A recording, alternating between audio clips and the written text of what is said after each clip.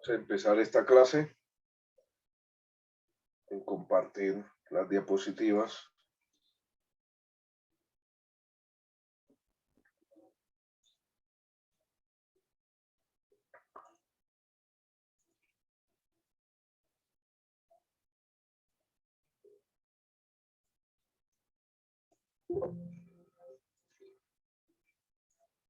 Bien, vamos a mirar hoy lo que es el Pentateuco, pero en la parte del libro de Éxodo. En este libro que es importante estudiarlo, libro de Éxodo. Y vamos a mirar dentro de esta parte, vamos a mirar muchos contenidos importantes y miremos esta introducción que nos escribe un personaje, Alan Cole. Alan Cole nos dice, para aquellos que ven la teología como esencialmente una recitación de los actos de la salvación de Dios, en Éxodo 1 al 15, da el ejemplo supremo alrededor del cual puede ser puesto en su lugar el resto de la narración bíblica. Para aquellos que ven el Antiguo Testamento como producto de la vida de adoración por la comunidad o el centro del libro de Éxodo está el relato de la institución de la Pascua, la mayor y más característica de la fiesta de los israelitas. Para aquellos que ven la Torá de Dios, su ley, como central en la vida y el pensar de Israel, Éxodo es el recordatorio sagrado de cómo Dios dio la ley y contiene la misma semilla de la ley en forma de los 10 mandamientos. Entonces, esta parte es muy importante de la forma como la veamos, a nivel teológico, a nivel como Antiguo Testamento, a nivel como libro de Éxodo o a nivel como la Torá de Dios. Para todos tenemos un amplio contenido con respecto al libro de Éxodo. Bien, en el griego, Éxodo, la palabra griega para Éxodo significa salida. En el griego es Éxodo y significa salida. En el hebreo, Shemot, ¿sí? Shemot, significan los nombres, ¿ok? En el hebreo Shemot significan los nombres. Entonces, en el hebreo Shemot, los nombres, y en el griego Éxodo, que significa salida. En Éxodo, que en el griego es salida, reanuda la narrativa, que es el lugar que ocupa, el único libro, su lugar único en el canon, que es importante. Este libro reanuda la narrativa de los israelitas después de la muerte de José. Los fundamentos de la religión judía están cimentados en el escape de Israel de 4 siglos de esclavitud. Ya hemos visto cuánto demoró la esclavitud y cuánto demoró la situación de opresión. Pero solamente después de que un faraón obstinado desafía al Dios de los hebreos, tienen que subir 10 plagas dolorosas en su nación, la cual es la instrucción bíblica del mundo. La historia del paso del Mar Rojo, muchos otros maravillosos milagros, la ley dada en el monte Sinai y las instrucciones detalladas para el tabernáculo completan este maravilloso libro, que es un libro único dentro del canon del Pentateuco. El autor de este libro, según la tradición judía y cristiana, es el segundo libro de Moisés. Segundo libro de Moisés. Y así como los demás del Pentateuco, realmente fue escrito por Moisés. La fecha de este libro, eruditos de la Biblia han puesto el Éxodo entre 1580 y 1230 antes de Cristo. Primera Reyes 6.1 dice que el Éxodo se llevó a cabo 400 años antes de que Salomón inició la edificación del templo. Vamos a leer esa cita bíblica que es importante, ¿sí? Ubicarla. Primer libro de los Reyes, capítulo 6, versículo 1.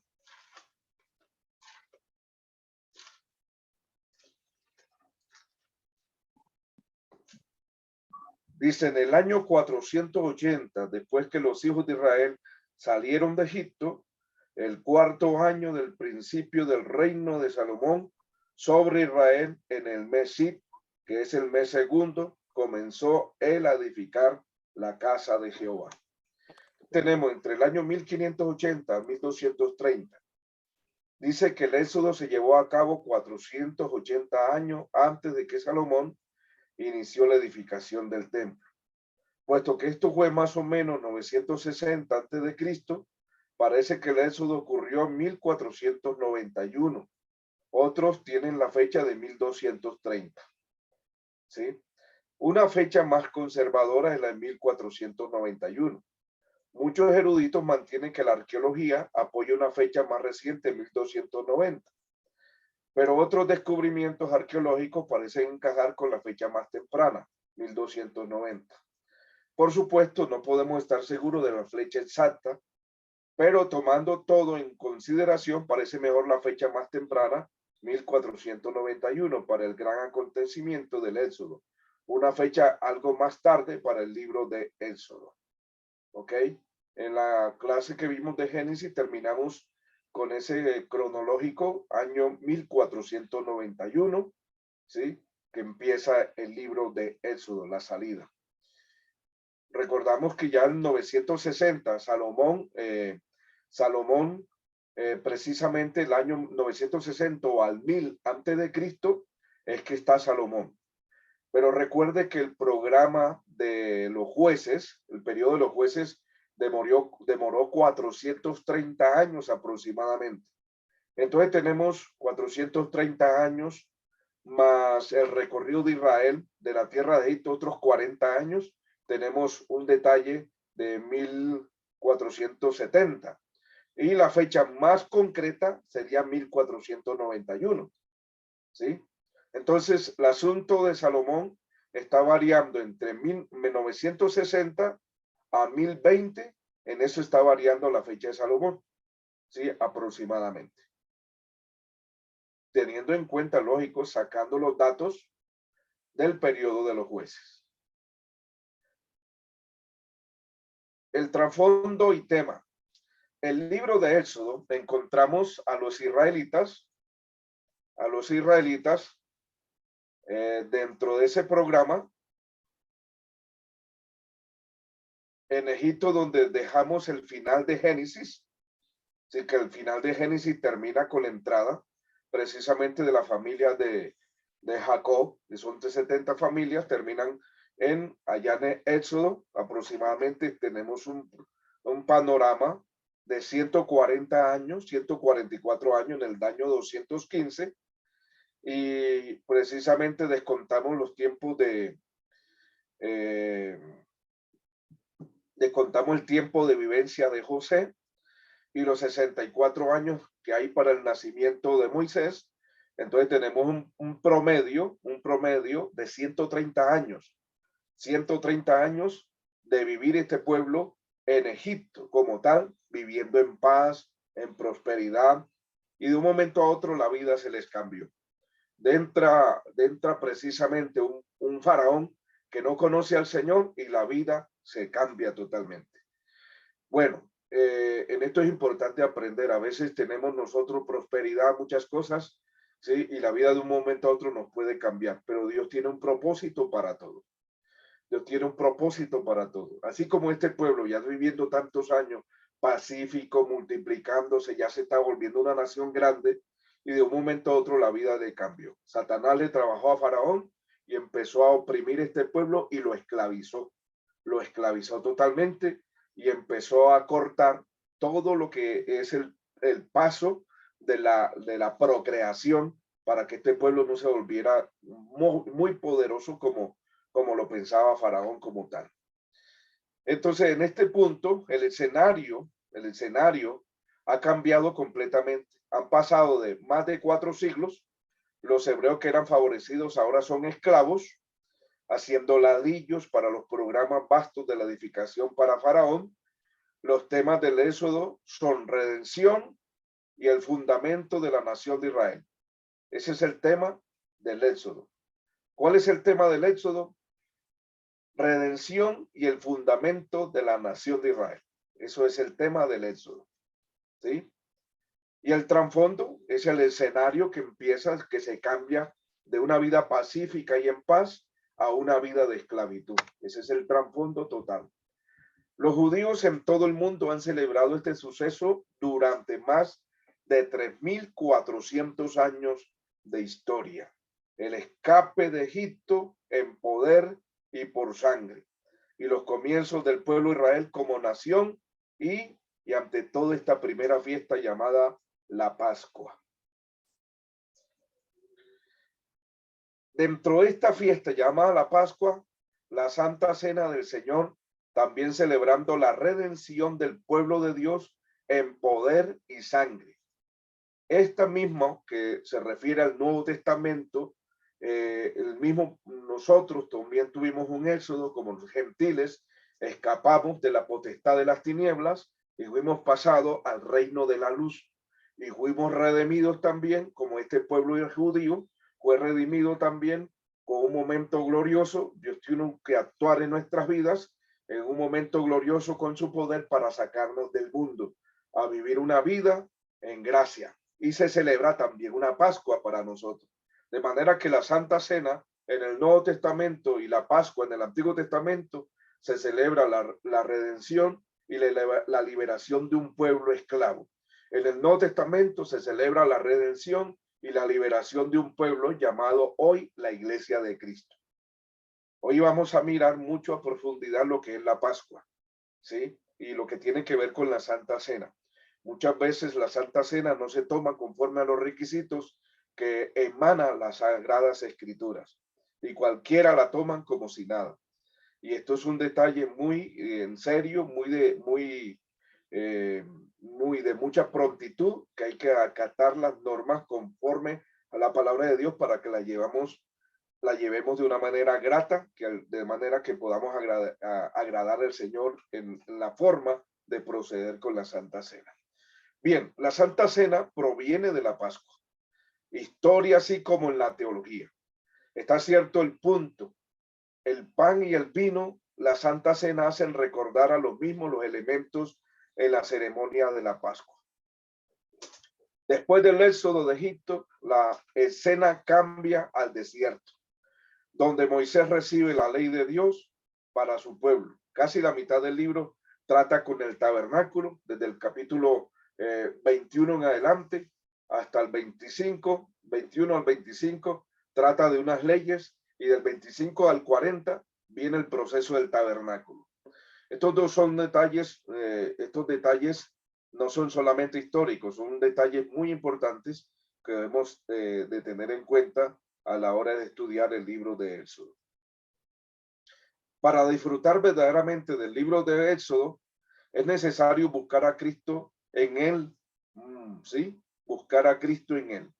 Moisés, el Cordero de la Pascua, la roca, el tabernáculo, son solo unos cuantos tipos, símbolos del Señor Jesús. Óigame bien. Para entender verdaderamente y disfrutar del libro del Éxodo, es necesario buscar a Cristo en el libro del Éxodo, en él. Por ejemplo, Moisés, que es una tipología de nuestro Señor Jesucristo. El Cordero de la Pascua, la roca, el tabernáculo, son solo unos cuantos tipos, lo que llama tipología, ¿sí? En hermenéutica especial se llama tipologías, ¿sí? Y también símbolos del Señor Jesús, mucho más de los cuales tienen referencia en otra parte de las Escrituras. Por ejemplo, uno ve primera carta a los Corintios 5:7, Hebreos 10:4, también 10:4 de la carta a los Corintios y Hebreos 3:10, 3 del capítulo 3 al capítulo 10, ve una cantidad de información que el autor de los Hebreos nos procesa, ¿sí? Todo lo que tiene que ver con la tipología, el simbolismo del Éxodo, sobre todo el tabernáculo. Bien, que el Señor haga para nosotros lo que hizo para los dos discípulos en el camino de Maús y nos abra los ojos en esta noche. Amén. y hoy podamos, después de podamos que se pase un poquito el tiempo, sentarnos y invitarnos a que nos parta el pan. Interpretar para nosotros toda la escritura, lo que de él decía, que Dios nos abra los ojos para este libro. Es muy profundo, muy exquisito y se disfruta mucho cuando uno relaciona toda la tipología. Entonces vamos a mirar el comentario importante. El primer comentario, que es un capítulo 1, servidumbre de Israel en Egipto, que es el capítulo 1. Todo este detalle, hermanos, de este libro, va especificado versículo por versículo. Yo voy a saltar, pero ustedes van a leer. Todo este libro va explicado versículo por versículo. De manera que yo voy a darle los puntos importantes y ustedes han de estudiar los versículos por versículo para que puedan entender algunas cosas más. Porque si nos quedamos estudiando versículo por versículo, le cuento que nos demoramos por ahí unos 2 mesecitos. Unos 2 mesecitos. De manera entonces que tengo que saltar a lo más importante y dejarle a ustedes que estudien los versículos por versículo, que son trazos muy importantes. Por ejemplo, del capítulo 1 y del versículo 1 al 8, las primeras palabras del libro son, ¿cuáles son? Estos son los nombres. ¿Sí? Estos son los nombres. Esa palabra en el hebreo es Hueliot Shemot. Hueliot Shemot. ¿Sí? Por eso es lo que significa para los judíos el Shemot, los nombres. Pero dice, estos son, esta palabra, estos son, es Hueliot, y Shemot, que son los nombres, ¿sí? Estos son los nombres. Por eso esa primera palabra, yo le expliqué que el Pentateuco se compone cada libro se compone de las primeras palabras de cada introducción de cada libro, principio de cada libro. Ahí los judíos acostumbraban a darle nombre al libro. Entonces, uno ve que el libro de Éxodo, en el versículo 1, lea conmigo, Éxodo capítulo 1, versículo 1, dice así: estos son los nombres de los hijos de Israel. Entonces, esta palabrita, vuelvo a repetir, y entonces me devuelvo a la primera gráfica que les ubiqué, esta parte. En hebreo, Shemot, los nombres. ¿Ok? Aquí. Los nombres. Y en griego, se ha pasado a la traducción, la Septuaginta griega, se escribe Éxodo, salida. ¿Ok? Salida. En griego, Éxodo significa salida. Entonces, es el título que le da el libro en el Pentateuco griego, Éxodo. Y en el hebreo, Shemot, los nombres.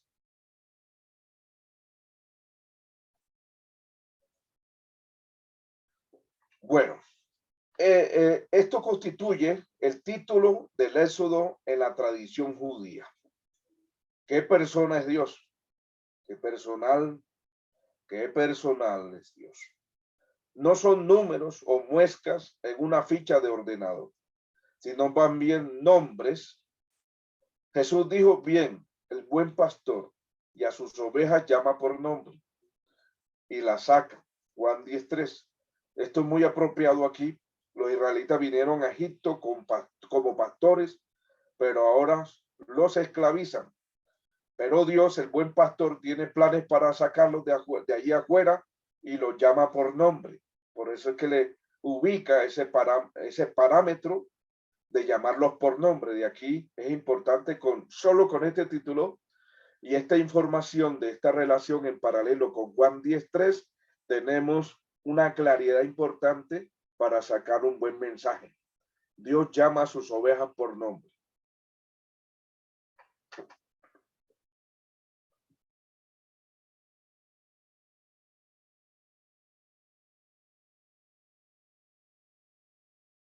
Para explicaciones de todas las personas que nacieron de Jacob, que fueron 70, En esa nota vamos a ubicar lo que es Éxodo 46, Génesis 46, 8 al 27.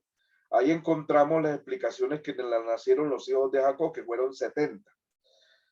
Las 70 personas se habían multiplicado hasta llegar a ser un número de cuántos millones, dígame bien, incluyendo 603.550 hombres de guerras en el momento en que el pueblo judío estaba listo para salir del Sinaí hacia Canaán, números 1:46, y los versículos 6 al 7 indican que había pasado muchos años entre el fin del Génesis y los sucesos del Éxodo. Vamos a mirar Éxodo 1, 6 al 7. Mi hermana Paola, Andrea. Amén. Éxodo 1, 6 y 7 dice, y murió José y todos sus hermanos y toda aquella generación, y los hijos de Israel fructificaron y se multiplicaron y fueron aumentados y fortalecidos en extremo, y se llenó de ellos la tierra. Ok. ¿Cuántos años pasaron?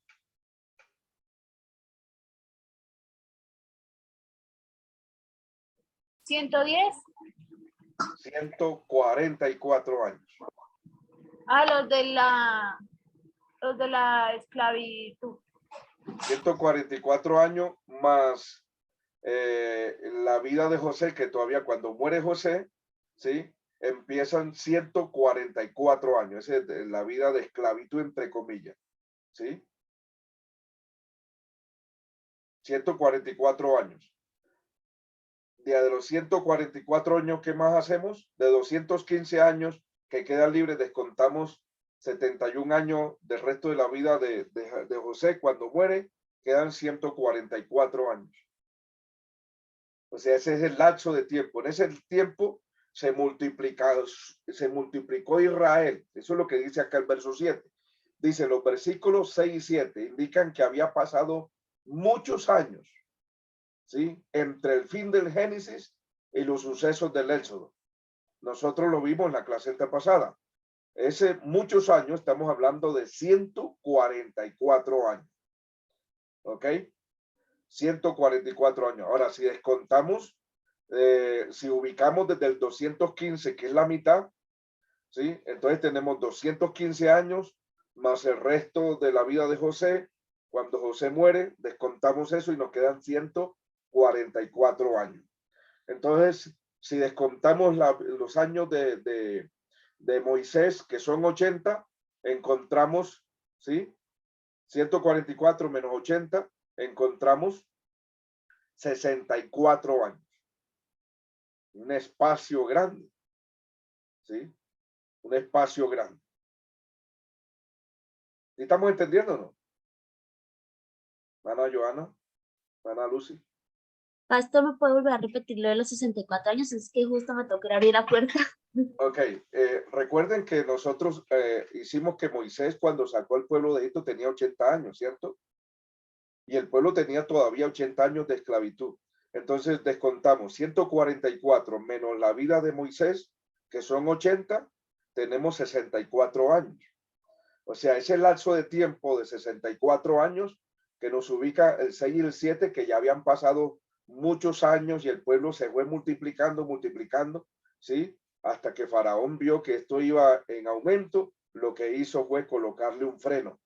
Y Moisés nace en medio de esa esclavitud y en medio de esa opresión difícil. ¿De acuerdo? Amén. Bien. El significado del versículo 8 dice que un nuevo rey se levantó, el cual no miró con aprobación los descendientes de José. José, estando ya muerto, por supuesto, pues ese nuevo rey que se levanta, el verso 8, entre tanto se levantó sobre Egipto un nuevo rey que no conocía a José y dijo a su pueblo, he aquí el pueblo de los hijos de Israel es mayor y más fuerte que nosotros. ¿Sí? Entonces, aquí donde empieza un programa satánico con respecto a este pueblo. Pero gracias a Dios, en la tradición judía, porque recuerde, había una tradición y había habían escritos que ya venían escribiéndose en los báculos, sí, en tablitas, etcétera. Recuerde que ya Dios a Abraham le había dado esta promesa que el pueblo iba a estar en esclavitud, sí, iba a estar en esclavitud. Pero sin embargo, ya en este punto empieza a desarrollarse por medio de este faraón, y detrás de lo que está detrás de este faraón, este supuesto ser maligno trabajando para oprimir y esclavizar al pueblo del Señor. Los israelitas habían aumentado, capítulo 1, verso 9 al 10, en gran número y poder, que Faraón pensaba que podría ser una amenaza en tiempo de guerra, de manera que decidió hacerles esclavos y destruir todo hijo varón, y así finalmente erradicar la raza hebrea. ¿Sí? Destruir todo hijo varón y así finalmente erradicar la raza hebrea. Esto es importante para entender. ¿Qué es lo que, qué es acá ya entrenó? ¿Qué es lo que va a producir la unión entre lesbianas y la unión entre hombres? Es precisamente destruir y erradicar, ¿sí?, las razas y las generaciones. Imagínense donde dos hombres que no se reproducen ni producen nada, una mujer con otra mujer que no producen nada. ¿Qué pasa? Se acaba esa generación y no habrá generación. Este punto siempre es maligno. El terminar con la raza hebrea era acabar todo hijo varón, ¿sí? Y finalmente el programa era erradicar la raza hebrea, con varias generaciones después terminar esta raza, porque estaban multiplicándose.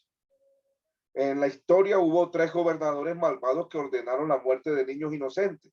Por ejemplo, Faraón, que fue uno; Atalía, en el segundo libro de los Reyes, capítulo 11, y Herodes, en Mateo, capítulo 2. Este programa siempre ha sido diabólico. Estas atrocidades inspiradas por Satanás tenían como fin la extinción de la línea mesiánica.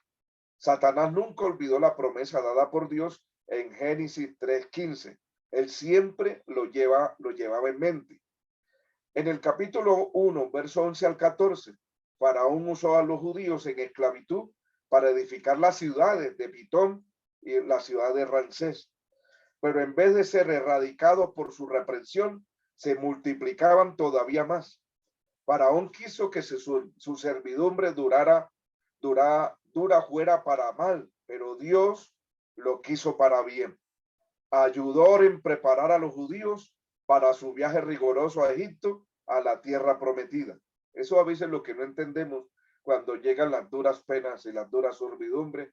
Uno no sabe qué es lo que Dios está haciendo. A veces nos está preparando para una salida, nos está preparando para un cambio, nos está preparando para salir del país, nos está preparando para salir de un pueblo, de un trabajo, qué sé yo. Dios tiene su programa en los momentos difíciles, ¿sí? Nosotros hay cosas que no las vamos a entender y tenemos que pedir a Dios mucha paciencia y sabiduría, y que nos ayude a entender cuál es su propósito, porque todo tiene su tiempo. Bienaventurado el varón que sabe su momento preciso a la hora de salir en cualquier lugar.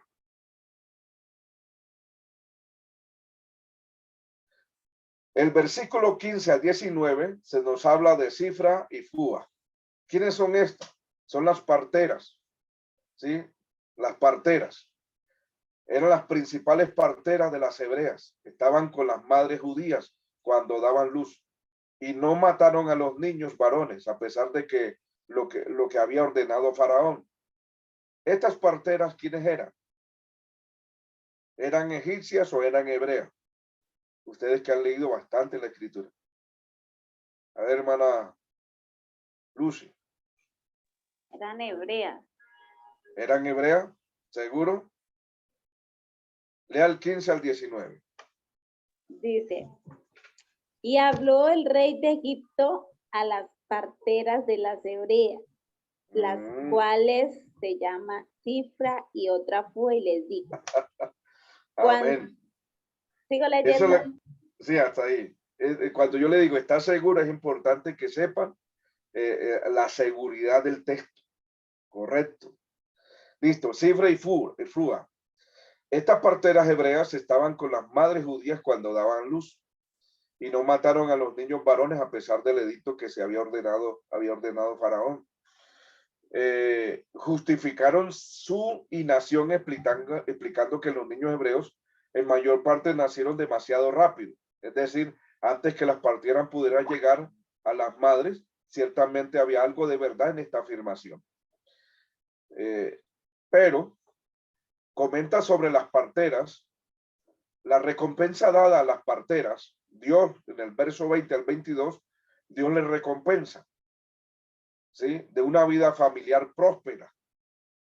Le fue concedida a estas parteras por proteger, ¿sí? No por haber mentido, sino por su humanidad. Esto no quiere decir que el fin justifica el medio, y mucho menos que no hay normas absolutas de moralidad. Recuerde ante todo, todavía no había llegado la ley tampoco. ¿Ok? Todavía no había llegado la ley. Y como dice la escritura en la carta a los romanos, cuando sin ley, sin culpa de pecado. ¿Ok? Sin ley, sin culpa de pecado. La ley todavía aquí no había llegado.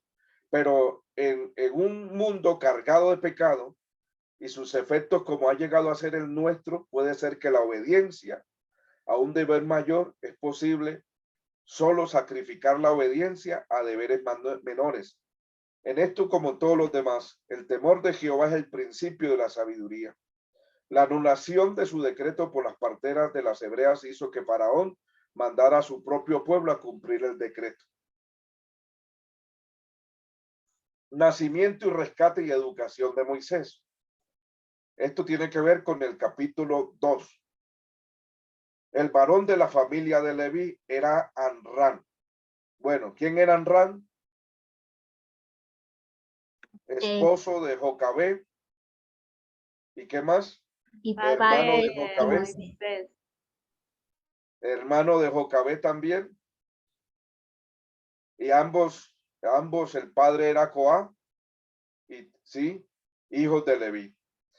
Las hijas de Leví. Así que ambos padres, Moisés, eran de la tribu sacerdotal Leví. Amram era hijo de Leví y Jocabé eran hijo de Leví.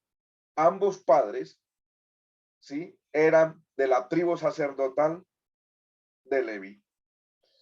Por fe, los padres de Moisés escondieron 3 meses. Hebreos 11:23 lo ubica. Esto seguramente quiere decir que habían recibido alguna revelación de que era un hijo destinado. Por la fe, tiene que estar basada en una palabra revelada por Dios. ¿Sí? ¿Por qué lo escondieron 3 meses? Dice, porque lo vieron un niño hermoso, etcétera, dice así el texto. Pero más que eso es algo importante. Ellos como que recibieron una revelación en particular, porque comparando Hebreos 11:23, ¿sí? 11:23 nos llega a ubicar que ese muchacho que nacería prácticamente era el destinado por Dios para darle liberación al pueblo. De manera que lo escondieron 3 meses, ¿sí? Por la fe y por una revelación de Dios en particular. Vamos a ver Hebreos 11:23, hermana Joana. Hebreos 11:23.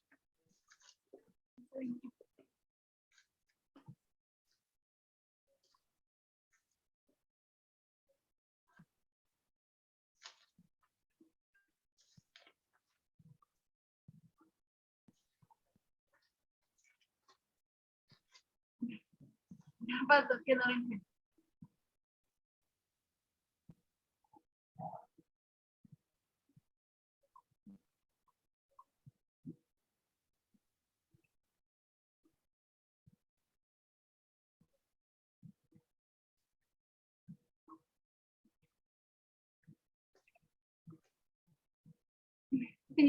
No lo encuentro. Hebreos 11:23. Allá.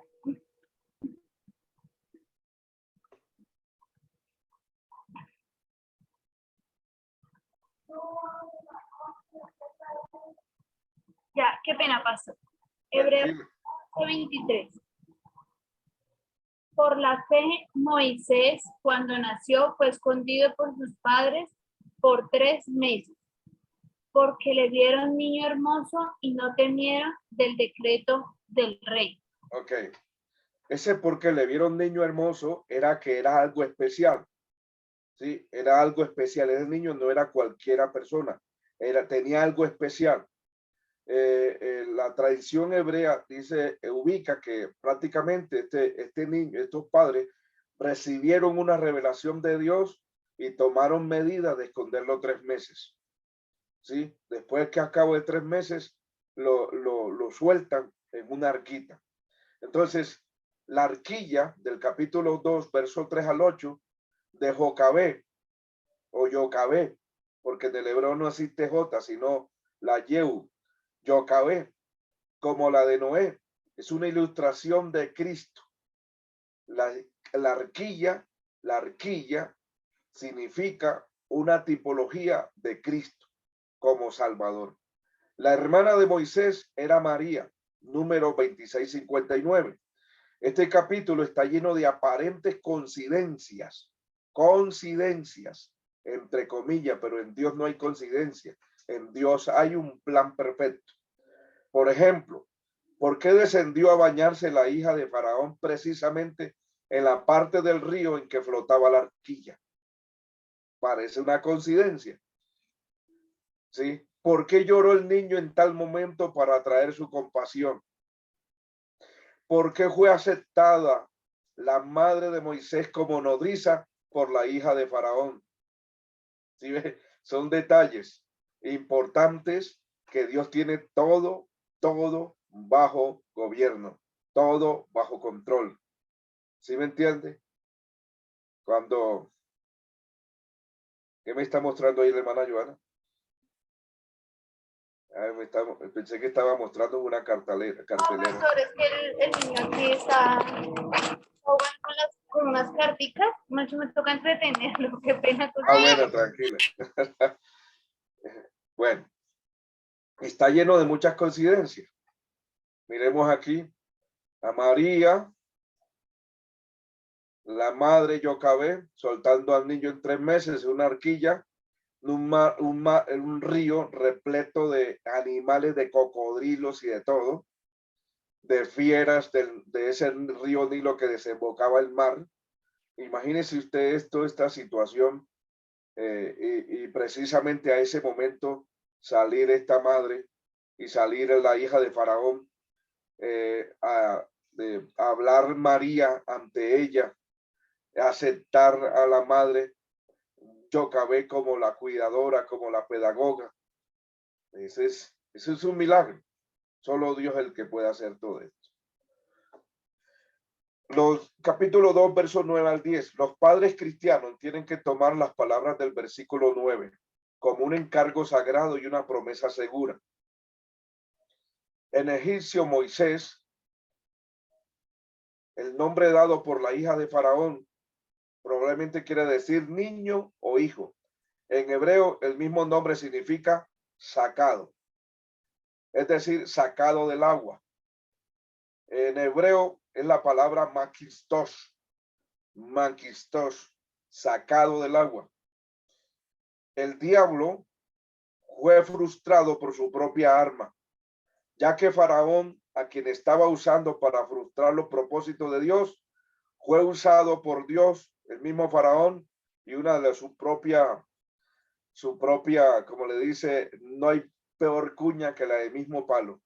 Dice un dicho muy particular, no hay peor cuña que la del mismo palo, cuando la hija de Faraón le echó abajo el decreto de Faraón. ¿Sí? Entonces leemos, fue usado por Dios para nutrir y criar a Moisés, quien sería su instrumento para confundir el poder de Satanás. Todos estos detalles son importantes. A veces el mismo Satanás se convierte en una bendición para el propio pueblo y el mismo Satanás se convierte en un instrumento de Dios. ¿Sí ve? Al que no querían, mataba a todos los niños y Dios le metió un niño en el propio reino de Faraón, hebreo. Bendito, qué golazo. Y tuvo que aceptarlo a pesar de todo. Y era la hija de Faraón que se lo metió allá. Dios, imagínense. Lo que no quería, como dice el dicho, que no quiere caldo, le dan 2 tacitas. Amén. Bendito sea Cristo. Del verso 11 al 12 del capítulo 2 tenemos el paralelo con Hechos 7:23. Vamos a ubicar qué dice 7:23 del libro de los Hechos. Hermana Paola Andrea.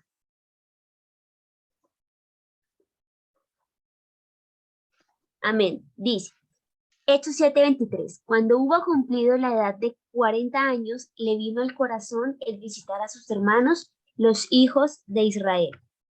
Ok, le vino al corazón visitar a sus hermanos, los hijos de Israel. En el verso 11 al 12, leemos así. En aquellos días sucedió que crecido ya Moisés, salió a sus hermanos y los vio en sus duras tareas y observó a un egipcio que golpeaba a uno de los hebreos, sus hermanos. Entonces miró a todas partes y viendo que no parecía nadie, mató al egipcio y lo escondió en la arena. ¿Sí ven? Entonces, y mire que Hechos 7:23 es el complemento de ese versículo 11 al 12, es el paralelo. Ya crecido Moisés, le vino al corazón. Lo que no explica Éxodo 11 al 12, lo explica el paralelo, el escritor de los Hechos, que es Lucas. Lucas, ¿de dónde lo aprendió? Lo aprendió del apóstol Pablo, que sí, que era un rabino. Y Lucas escribe este detalle importante que no lo registra el libro de los Éxodos. Éxodo es un complemento importante. Dios lo movió, le vino al corazón y Dios lo movió a ver a sus hermanos, cumplido ya 40 añitos. Ahora, Moisés tenía 40 años de edad cuando visitó a su pueblo. El asesinato del egipcio fue imprudente. Su celo sobrepasó la discreción. Dios usaría a Moisés para rescatar a su pueblo de los egipcios, pero aún no había llegado ese tiempo. Lo que hizo Moisés fue apresurado. Era necesario primero estar 40 años en el desierto, ¿sí? Aprendiendo en la escuela de Dios. Dios había predicho que su pueblo estaría en la tierra de Egipto como esclavo 400 años. Bueno, ya ustedes saben esto. Muy bien. Ok, ya son buenos teólogos para explicar todo esto. Pastor, Génesis 15:13. tengo una pregunta, qué pena. Sí. Es que no sé si la Biblia lo registra, pero Moisés, como, digamos, él se crió, lo crió la mamá en sí, pero pues como tal él veía a su mamá, a la hija del faraón, ¿cierto? Entonces la Biblia relata el cómo se enteró que era pues adoptado, no adoptado, pero pues no era hijo de la mujer, ¿qué? De la hija de faraón. Ok. Vamos a leer el capítulo 2, el verso 9 al verso 10. Léalo, hermana Paola. Amén, dice, a la cual dijo la hija de Faraón, lleva a este niño y críamelo y yo te lo pagaré. Y la mujer tomó al niño y lo crió.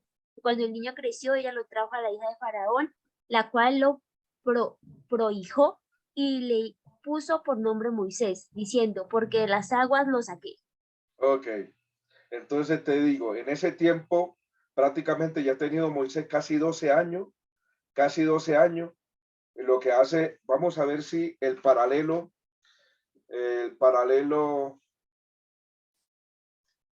de Hebreos, vamos a ver Hebreos, a ver qué nos dice la carta a los Hebreos sobre Yocabé.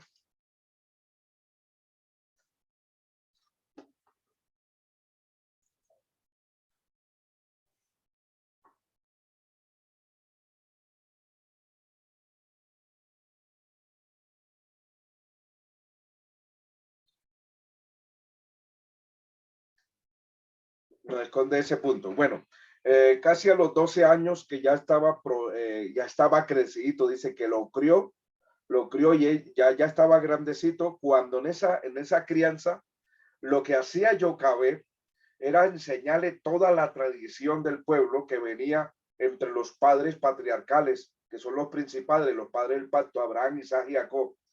Ellos enseñaban a sus hijos las promesas, los encuentros con Dios, el altar, la devoción, la tradición. Venía una tradición oral de dónde venían, el origen, ¿sí? La raza hebrea. Ahora, ¿por qué se le llamó hebreo? Recuerden que el hebreo era un apodo. Al principio era un apodo, hasta aquí todavía era un apodo, ¿sí? Porque era Abraham cuando cruzó el río Éufrates, se le llamó el que cruza el río. Eso es el apodo hebreo. Entonces se les enseñó que su padre Abraham, etcétera, todos ellos. ¿Por qué te digo esto? Porque recuerda que cuando Dios se le aparece a Moisés, le dice, yo soy el Dios de tus padres, Abraham, Isaac y Jacob. ¿Eso qué quiere decir? Que Moisés ya conocía quién era Abraham, Isaac y Jacob. Eso venía por una tradición, toda la enseñanza, toda la formación. Cuando Dios le dice, yo soy el Dios de tus padres, era porque ya Moisés conocía tanto quiénes eran y conocían lo que Dios le había dado a sus padres para transmitir a sus descendencias. ¿Listo? O sea que yo me acuerdo que nosotros leímos una parte cuando estábamos hablando de que decían algunas teorías que Moisés no era el escritor del Pentateuco, que decía que Moisés, digamos, sabía escribir, pues porque él se había formado como en toda la enseñanza que tenían los egipcios en ese momento, que era escritura, creo que era cuneiforme. Entonces quiere decir que él creció sabiendo que era hebreo, pero también, o sea, se formó como con la enseñanza hebrea, pero también con la egipcia. Así es. Egipcio por fuera y por dentro hebreo. Corazón hebreo y egipcio por fuera. Sí, porque Entonces a mí te me explico da como, pues no es intriga, pues es como intriga saber de cómo lo tomaría, ¿no? Porque claro, él creció con su mamá, se crió, entonces era como, pues porque ahorita decir a los niños que son adoptados es como algo duro, pero pues realmente a él no lo crió la señora egipcia, sino lo crió la verdadera mamá, ¿no? Entonces, pero supongo que tuvo que haber sido de niño que le fueron enseñando. Amén. Esto es importante. Esto quiere decir que por un lado, es importante que uno aproveche las edades de los muchachos en este momento para formarlo y enseñarle todo lo que pueda, todo lo que más pueda. Porque la escritura dice que si una persona instruye al niño desde que está de pequeño, cuando fuere viejo no se apartará de él. Hay que aprovechar ese disco duro que está apenas para recibir toda la información, toda la información.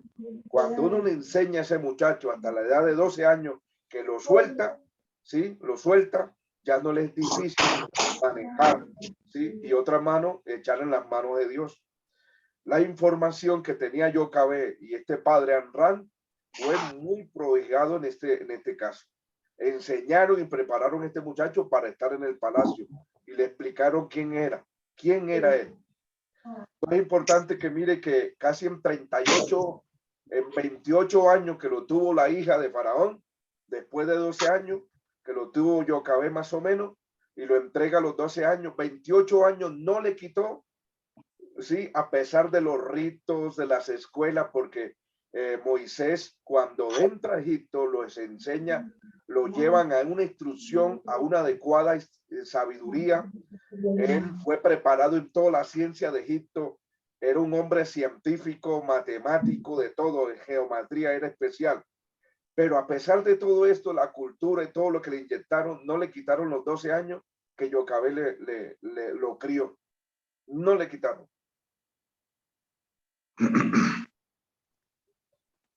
Otro punto, recuerdan que yo les dije que el libro de Pentateuco hay cosas que son inspiradas y hay cosas que son reveladas. ¿Qué es la inspiración? La inspiración es precisamente cuando Dios guía al escritor a escoger los hechos, ¿sí? Hechos relatados, ¿sí? Hechos relatados que ya se conocían. Esto tiene que ver con tradiciones y con escrituras que venían de antaño. Esto quiere decir con las informaciones de los padres, ¿sí? De ellos. Entonces, lo que hace Moisés, inspirado por Dios, es a relatar prácticamente todos esos hechos que el Espíritu Santo lo estaba guiando. ¿Y cuáles son las otras cosas reveladas? Bueno, lo revelado es precisamente lo que Dios habló con Abraham, con Moisés, En el caso de la zarza es una revelación. En el caso del monte Sinaí, las tablas es una revelación. El tabernáculo es una revelación. Todos los detalles del sacerdote es una revelación. El Génesis capítulo 1, capítulo 2 y capítulo 3 es una revelación a profundidad, ¿sí? Que Dios le da a Moisés y muchas otras cosas más. Hay revelaciones sobrenaturales, por ejemplo, las revelaciones de las 10 plagas es una revelación de Dios por sus obras, hechos por sus obras, es revelación de Dios. Entonces, recuerden que el libro está inspirado y a la vez tiene revelación de Dios. Listo. Así que los hechos de Moisés se adelantaron por 40 años. Era necesario, pues, por la preparación en la soledad en el desierto, y el pueblo necesitaba más preparación en el horno de ladrillos. El Señor lo ordena todo según su infinita sabiduría. Todo lo ordena y tiene su propósito. Para él no hay prisa. Es más, 400 años atrás había predicho lo que iba a pasar con el pueblo en Egipto. Iba a pasar esclavitud y dura servidumbre. Imagínense, 400 años atrás el Señor le había dicho la profecía a Abraham en el capítulo 15, verso 13. Todo lo tenía planeado y tenía planeado el libertador también. Pero tampoco deja a su pueblo en aflicción ni un momento más de lo necesario. Dios da hasta donde nosotros aguantamos. Primera carta a los Corintios, capítulo 10, verso 13. Fiel es Dios que no nos dejará ser tentados más de lo que poder resistir o más de lo que podías aguantar, de manera que lo que le venga a usted y a mí como pruebas, como dificultades, es porque podemos aguantar, es porque podemos sobrellevar la carga. Fiel es Dios, que Dios le da hasta donde usted y yo podemos soportar. Listo. Aquí le tocó ir al desierto. Echó a correr.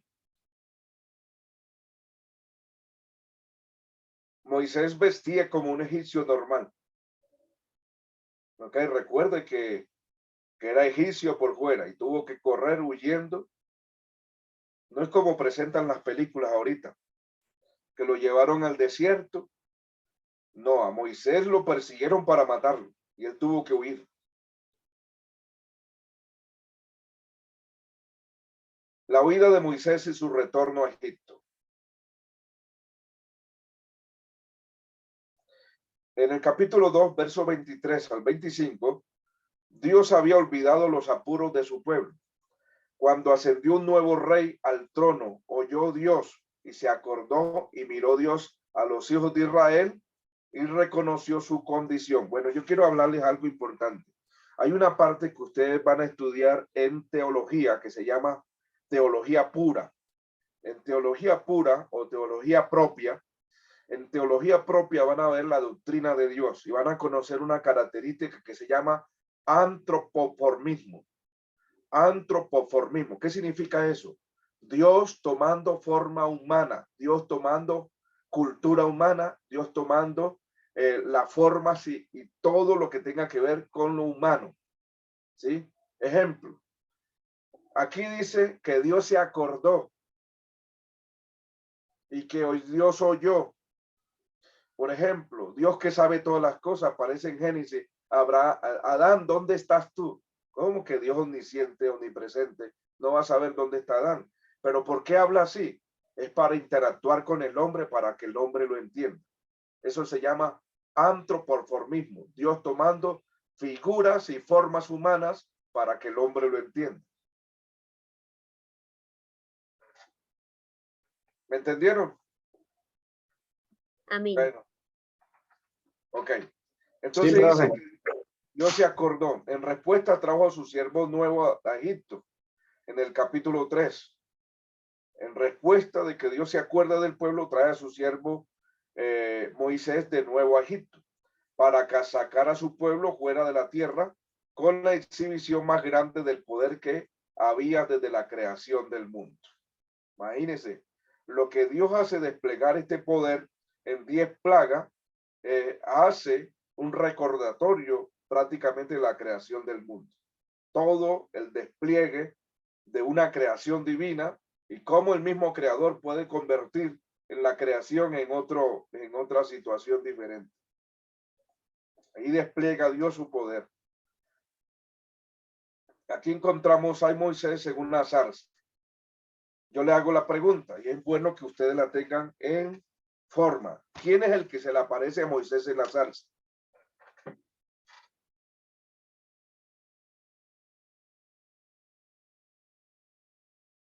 Capítulo 3, verso 2. Hermana Lucy. Amén. Y se le apareció el ángel de Jehová en una llama de fuego en medio de una zarza, y él miró y vio que la zarza ardía en fuego y la zarza no se consumía. Ok, ¿y quién es el ángel de Jehová? ¿Quién es el ángel de Jehová en el Antiguo Testamento? Jesús. Jesucristo. Ujú. Es el único ángel que viene con un nombre propio representando a Jehová, a Yahweh, o al tetragramatón, al ser eterno. El único ángel que viene con nombre propio, los otros no tienen nombre. Es el único que aparece con nombre propio del Antiguo Testamento. Mirámoslo a este punto, solo para que usted tenga la idea quién es. Malaquías, capítulo 2, capítulo 3.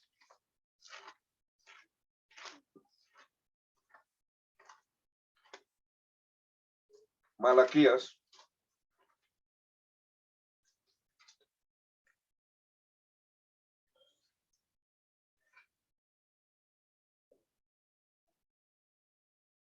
Capítulo 3, verso 1 al verso 2.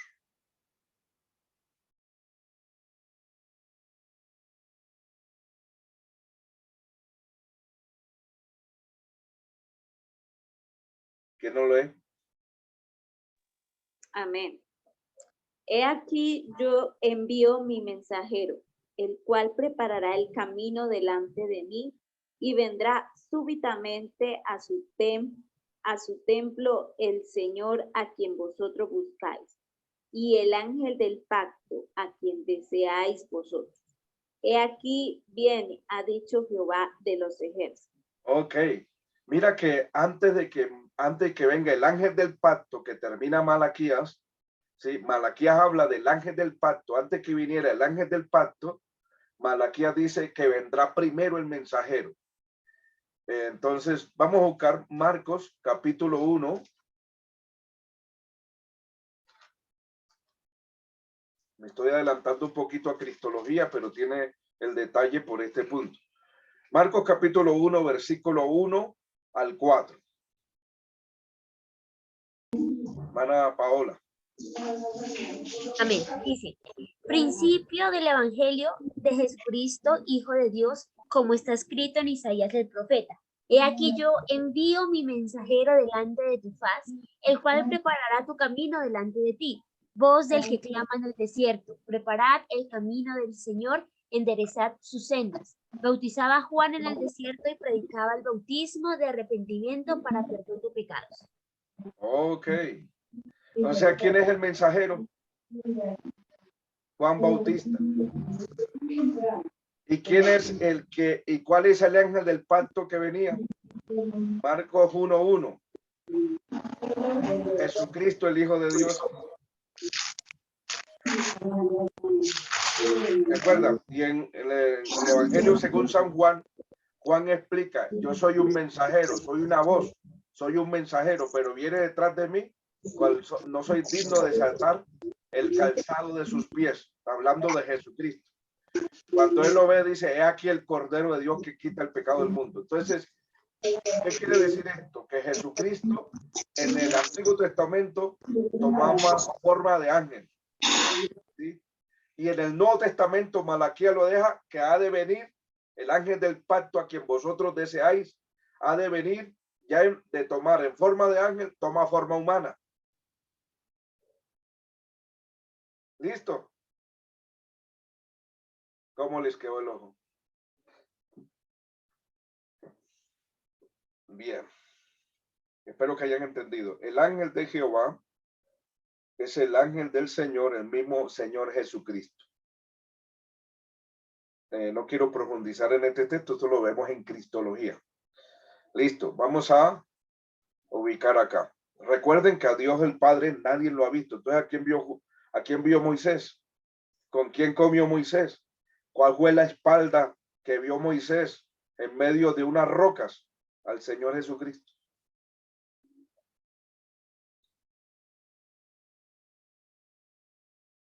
De edad 40 años tuvo que huir a Egipto para preservar la vida y fue un refugio en el hogar de Jetro, donde Dios lo encontró trabajando como pastor. Hasta el día de su muerte, Moisés figura como un peregrino sin haber conseguido ningún bien material más que la vara, que es lo único, el bien material que tuvo Moisés fue la vara y la ropa que tenía puesta. Moisés es un logotipo de Jesús, quien dijo, el Hijo del Hombre no tiene dónde recostar la cabeza. Pastor, yo tengo una pregunta. Es que en la Biblia, digamos, con Abraham, bueno, no me acuerdo si Abraham, más bien con Isaac, con Jacob, se relata un poco sobre las esposas de ellos, ¿no? Cómo las conocieron y eso. ¿Por qué, digamos, la Biblia no relata esto con Moisés, ¿no? Moisés ya como que en la Biblia aparece ya que tiene esposa, pero no hay como unos precedentes, o sí relata, creo que no. Sí, relata en el capítulo 3, capítulo 4, relata a Séfora, capítulo 18 se encuentra Séfora, ¿sí? Capítulo 12 de Números, hay otro casamiento de Moisés con otra mujer. Y ahorita vamos a hablar un detallito de eso. Y precisamente lo que ubica es el principal líder, porque es el representativo logotipo de Jesucristo. Por eso la escritura se ubica más en lo representativo, porque todo el Antiguo Testamento apunta a Jesucristo. Recuerda que lo que dice Pablo a los colosenses, el Antiguo Testamento es sombra de lo que había de venir. Entonces, todas las mujeres que están allí detalladas, mujeres como Ruth, como Noemí, como las mujeres, estas mujeres que era gentil, la mujer de Jericó, etcétera. Estas mujeres se relatan en la escritura, el caso de Moisés, el caso de Jocabed, el caso de Lea, Raquel. Estas mujeres tienen un propósito y tienen un propósito dentro del plan mesiánico, por eso es que se nombran. ¿Por qué no se nombran las otras mujeres? Precisamente porque no tienen, aunque son hebreas, etcétera, pero no tuvieron un papel en el plan mesiánico con la venida del Mesías. ¿Ok? Por ese punto no se nombra. Ay, qué bueno, qué interesante eso. Entonces, cuando usted encuentra la genealogía de Jesucristo en Mateo, encontrará 4 mujeres gentiles. Precisamente entre eso está Ruth, que es una moabita, ¿sí? De un incesto que tuvo loco una hija. Desde ahí viene el pueblo moabita. Imagínense, Ruth viene de allá. La mujer de Jericó, esta que salvó, no me acuerdo el nombre, ¿cómo se llama? Rahab, la ramera, ok, Rahab. Es una mujer gentil, pero tiene que salvaguardar a 2 líderes importantes, y por eso dentro de ella el punto principal del Mesías es la salvación, porque esa mujer creyó a Dios y conservó por la fe a estos 2 hombres, los preservó. ¿Sí? Dentro del propósito de Dios destruir a Jerusalén, Jericó, ella tuvo ese plan, ¿sí? Estuvo en el plan de Dios y ella dejó cumplir el plan de Dios en su vida para destruir a Jericó, que es tipo del mundo. Entonces, estas mujeres son nombradas porque tienen un propósito en el papel mesiánico. Y todas las mujeres nombradas en el Nuevo Testamento tienen el propósito dentro del Mesías. Y cada mujer hoy en día tienen un propósito dentro del mismo Señor. Toda mujer cristiana hoy, ahora no son excepcionales, ahora son todas. Así que siéntanse dichosas, felices. Gloria a Cristo. Gracias por la pregunta, mi hermana. Esto es bueno. Amén. Mi hermana Lucy, cuéntenos algo. Pastor, excelente todo lo que estamos Se hablando. está gozando. Está que danza allí la hermana Lucy. Gloria Aleluya. a Cristo. Gloria a Dios. Bueno, esto es lo importante de esta clase, que uno pues se toma, o sea, mientras se está enseñando, hay unas enseñanzas muy profundas devocionales que entran a nuestras vidas y que son muy importantes. Es, más de una formación teológica, hay una enseñanza muy profunda a nivel devocional. Es como un mensaje que Dios le regala a uno en cada enseñanza. En el capítulo 3 al 4, viene la revelación de Jehová a Moisés. Ojo con esto. La revelación de Jehová a Moisés. El capítulo 3 al 1 al 4, verso 1 al 4, apacentando Moisés las abejas de Jetro, aprendió lecciones valiosas acerca de cómo guiar un pueblo de Dios. Cuando fue a Horeb, que el mismo nombre también es el monte Sinaí, es el mismo monte. Monte Horeb, monte Sinaí, tiene dos pináculos arriba, pero es el mismo monte. Jehová se le apareció en una zarza que ardía en fuego, pero no se consumía. La zarza nos sugiere la gloria de Dios, ante la cual fue mandada a quitarse el calzado de los pies. La zarza representa a cada uno en nuestra vida cuando no se vale nada. La zarza, lo único que servía, porque estaba muerta, lo único que servía era para arder, para ser consumida. Pero Dios la tomó para glorificar su poder y hacerla vivificante. La zarza representa nuestras vidas. Cuando Dios la utiliza, manifiesta su gloria. Como dice la segunda carta a los Corintios 4, somos un vaso de barro en el cual Dios colocó un tesoro especial. Ese tesoro especial es su gloria. Ok, ante la cual fue mandado a quitarse el calzado de los pies, Moisés.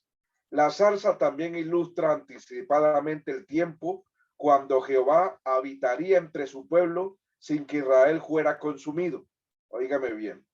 El tiempo entre su pueblo sin que Israel fuera consumido. Dios, a pesar que el pueblo estaba sufriendo, Dios estaba allí. Dios estaba allí hasta su momento de enviar a su siervo. Y algunos incluso han visto en la zarza el destino de Israel, probado en los juegos de aflicción, pero no consumidos. Todos deberíamos ser como la zarza ardiente, ardientes para Dios, pero no consumidos. El Señor prometió a Moisés rescataría a su pueblo de Egipto y lo extraería en abundancia, es decir, a Canaán, que era habitada por las 6 naciones paganas encontradas en el versículo 8. Aquí aparece por primera vez en la Biblia la palabra santa al quitarse el calzado. Moisés reconoció el lugar era santo. Dios asegura a Moisés que él es Dios de sus antepasados, Abraham, Isaac y Jacob. ¿Sí? Colé, que es un escritor, nos enseña la importancia de esta revelación. Moisés no trae ningún Dios nuevo o desconocido a su pueblo, sino una revelación más completa de aquel a quien han conocido. Óigame bien, a quien han conocido. ¿Quién? El pueblo de Israel habían conocido a Abraham, Isaac y Jacob. Sabían quién era ese. Ahora Dios se les presenta a Moisés y Moisés sabe quién es ese Dios. ¿Sí? Porque sus padres les habían contado toda esa tradición oral. Ahora Moisés no trae un nombre nuevo, un Dios nuevo, sino que trae precisamente al Dios que todo Israel había conocido a través de la tradición oral. Ni siquiera las palabras de Pablo a los atenienses del Areópago son paralelo favorable aquí en Hechos 17:23. El único paralelo verdadero es la revelación de sí mismo hecha por Dios en los siguientes siglos, culminando con la segunda venida de Cristo. Sin embargo, en su día la revelación a Moisés, pese que era el cumplimiento de promesas patriarcales, era tan nueva y única para Israel como la llegada del Mesías más tarde. Entonces vamos a mirar Hechos 17:23 y encontramos algo importante que hace un paralelo Moisés con esta relación de este encuentro de Dios con Moisés, o Moisés con el Señor. 17:23 nos dice este detalle. Dice, porque pasando y mirando vuestros santuarios, hallé también un altar en el cual estaba esta inscripción: al Dios no conocido, al que vosotros adoráis, pues sin conocerle, es quien yo os anuncio. ¿Qué quiere decir esto? Que Moisés, Pablo conocía quién era su Dios. Moisés, cuando Dios se le presenta, el Dios de Abraham, Isaac y Jacob, él conocía muy bien quién era ese Dios. Cuando Moisés lleva ese Dios al pueblo de Israel, el pueblo de Israel conocía quién era ese Dios. Pero quienes no lo conocían, los demás pueblos gentiles no conocían al Dios verdadero. Bueno.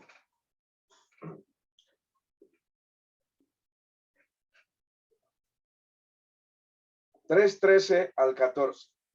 Moisés anticipó las preguntas de los hijos de Israel al volver a ellos como portavoz de Jehová. Y quiso por decirles así quién lo había mandado. Es aquí que por primera vez Dios se revela como Jehová. Ojo con esto. El gran yo soy. Escúcheme bien.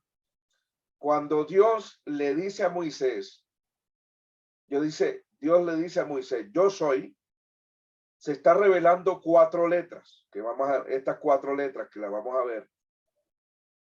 4 letras. Yo soy Jehová, más precisamente Yahweh, dice acá Yahweh. Viene del verbo ser. Ese verbo ser en el hebreo es el verbo haya. Este nombre sagrado se conoce como el tetragramatón. Tetra, 4 letras de las consonantes hebreas. En castellano se traduce Jehová y viene del hebreo, que son 4 letras. Yahweh. Con las vocales suplidas por el Elohim y Adonai, otros nombres de Dios, nadie sabe exactamente la verdadera pronunciación de estas 4 letras. Escúcheme bien. Nadie sabe la verdadera pronunciación de estas 4 letras. Es más, usted coloca 4 letras consonantes de nuestro alfabeto, nuestro abecedario, coloca 4 consonantes, ¿sí? Y si usted no le mete vocales, no sabe qué va a decir, no sabe ni cómo pronunciarlo. Estas 4 letras no se pronuncian. Así aparece el nombre de Dios en la Biblia hebrea. Solo 4 letras. Ahora, ¿qué nos dice acá? Voy a borrar aquí, les voy a mostrar algo importante.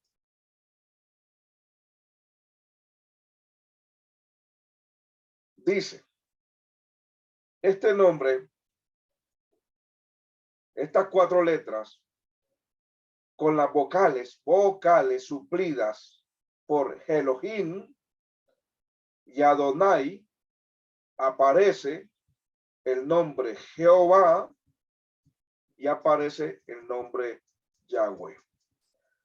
Yahweh para la línea católica y Jehová para la línea protestante.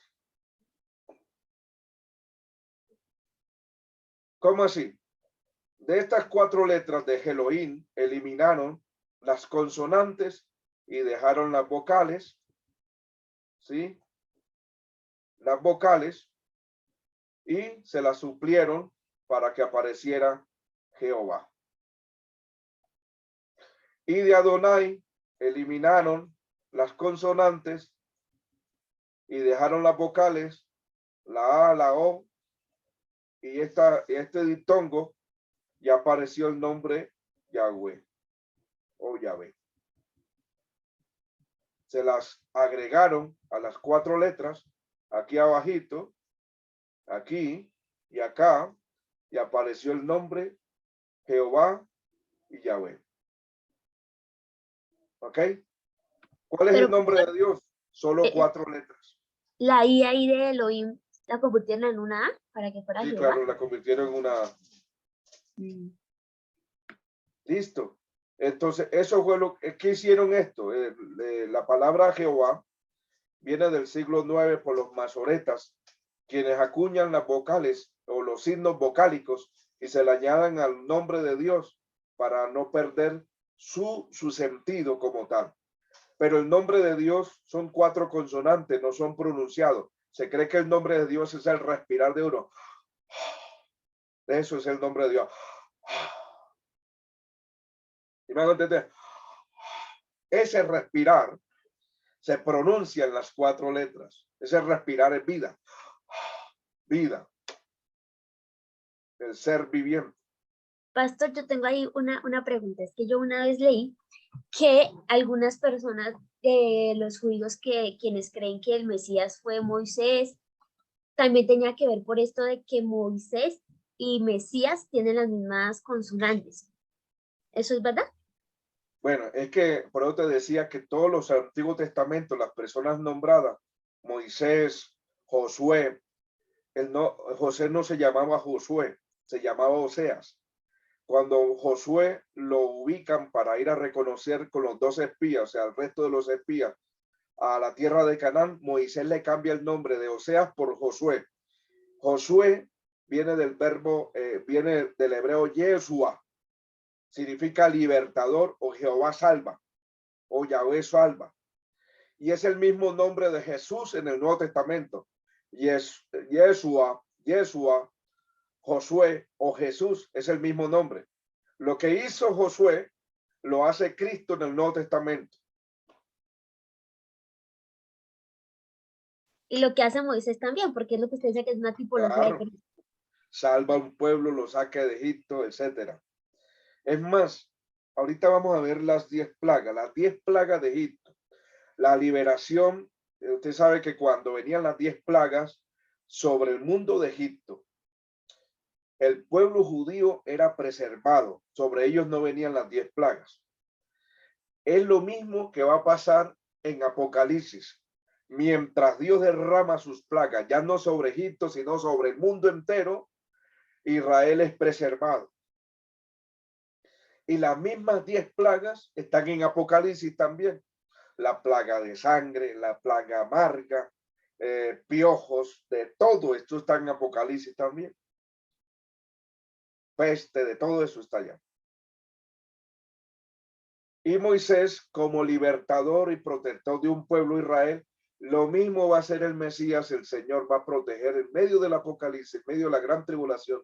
Dios va a proteger a su pueblo mientras derrama sus plagas sobre el mundo impío y pecador.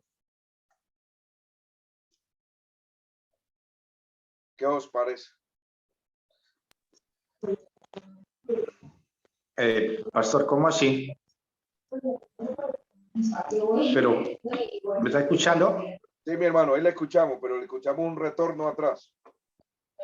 Que está como malo la señal. Cuéntenos. Bueno, de pronto ahí, bueno, de pronto ahorita te explica más eso, pero quiero adelantarme.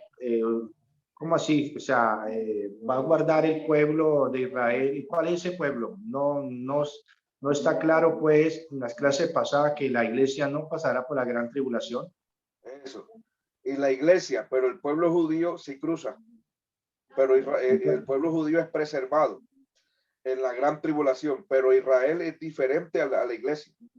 La iglesia sí se va, pero viene un trato de Dios para con el pueblo de Israel y para con el mundo entero donde Dios derrama su ira.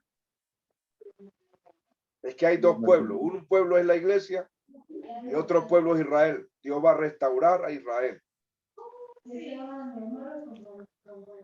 Listo, pastor, gracias. Ok, listo. Ok, entonces lo mismo que pasó con Israel, recuerde, en el Antiguo Testamento estamos hablando de Israel, no de la iglesia, porque la iglesia es un misterio. Israel, como fue preservado en Egipto, será preservado en la gran tribulación.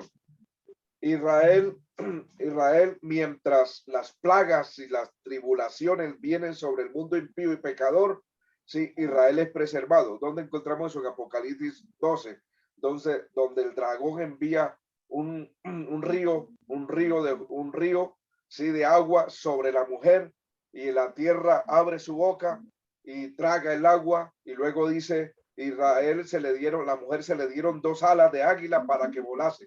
Eso quiere decir la preservación de Dios para su pueblo en medio de las dificultades. ¿Cuál es el pueblo? Israel. No estamos hablando de la iglesia, porque la iglesia hace rato se fue con el Señor. Y ¿Listo? pastor, una pregunta ahí. Yo sé que no es del tema, pero ¿por qué el Señor entonces los preserva a ellos? O sea, si se quedaron. Porque Dios, de todas maneras, Dios no ha desechado a su pueblo, lo dice Romanos 9, 10 y 11. Dios no ha desechado a su pueblo. Promesa que le hizo a Abraham, ¿no? Su Eso, pueblo. promesa que le hizo a Abraham de una nación grande y poderosa, de una nación primordial que es la nación de Israel. Ese pueblo es un pueblo, un pacto eterno. Se llama el pacto abrahámico. Profe, Ese pacto abrahámico tiene que cumplirse por un pueblo propio, un pueblo político, un pueblo humano. entonces, profe, estos son los que habla la Biblia que quedarán entonces con el sello del Espíritu Santo en la frente. Mire que los 144,000 son judíos sellados. Sí. Los dos testigos en Apocalipsis 11 es precisamente Moisés y Elías. ¿Sí? Y el trato de Israel, la predicación sobre Israel, tendrá Moisés y Elías sobre Jerusalén. Ellos predicarán todo sobre Jerusalén para que Israel se convierta a Dios. Y los 144,000 sellados, que son judíos, irán a todo el mundo entero a predicar, tanto a judíos que están expatriados todavía y a gentiles que se conviertan en ese tiempo. Pero en ese momento lo que es Israel como tal es preservado precisamente como la nación es preservada y conservada por Dios, porque Dios es la promesa de Dios hecho al pacto abrahámico, que ese pacto tiene que cumplirse en Cristo. Perdón, profe, entonces esta gente no tendrá entonces ningún sello, ni el sello de la bestia, ni el sello del Espíritu Santo. Entonces, ¿cómo hay? No, el sello lógico. Todo el judío que se convierta será sellado por el Espíritu Santo. Si me hago entender, todo judío que se convierta a Cristo. Judío que no reciba a Cristo está condenado, como todos los demás gentiles. La salvación viene cuando Israel acepte a Cristo. Míralo acá, Romanos 11, 24 al 26.